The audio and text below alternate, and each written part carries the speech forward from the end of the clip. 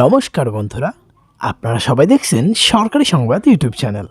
বন্ধুরা, আপনাদের বাড়ির পাশে বা আপনাদের লোকালয়ে কিন্তু কোনো না কোনো সরকারি হাসপাতাল থেকে থাকে, যেখানে আপনারা আপনাদের রোগের চিকিৎসা করাতে পারেন একদমই বিনামূল্যে বা খুবই কম পরিমাণে অর্থের বা টাকার বিনিময়ে কিন্তু আপনারা আপনাদের রোগের চিকিৎসাটা করাতে পারেন। কিন্তু বন্ধুরা, চিকিৎসা করানোর জন্য কিন্তু আপনাদের একটা টিকিটের প্রয়োজন হয়। সবার প্রথমে সেই টিকিটটা আপনাদের নিতে হয়, তারপরে কিন্তু আপনারা আপনাদের রোগের চিকিৎসা করাতে পারেন।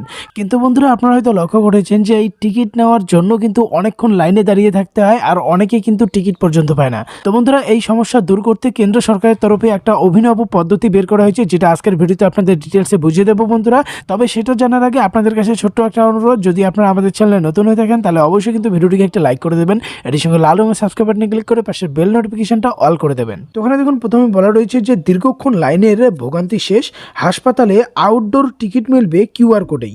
তো বন্ধুরা, এখানে দেখুন পরিষ্কার করে বলা হয়েছে যে আপনারা এই লাইনে না দাঁড়িয়েও কিভাবে এই টিকিটটা নিতে পারবেন। বন্ধুরা, এই লাইনে দাঁড়ানোর ভোগান্তটি শেষ করতে চায় রাজ্য সরকার। রাজ্য জুড়ে তাই চালু হচ্ছে কিউআর কোডের মাধ্যমে অনলাইন টিকিটিং।